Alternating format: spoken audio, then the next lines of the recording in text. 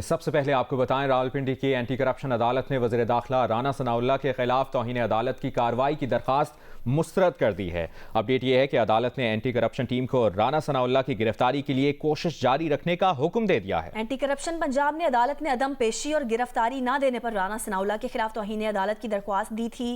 Anti model trial court ने राना सनाउल्लाह के नाकाबिल जमानत वारंट गिरफ्तारी जारी किए थे। आपको ये भी बता दें कि राना सनाउल्लाह के वारंट गिरफ्तारी का मामला है। एंटी करप्शन की टीम थाना सेक्रेटेरिएट पहुंच गई है। 3 गाड़ियों पर मुश्तमिल एंटी करप्शन टीम थाना सेक्रेटेरिएट पहुंची है। तफसील लेंगे नुमाइंदा जियो न्यूज़ अहमद सुबहान से। अहमद, डिटेल्स दीजिए।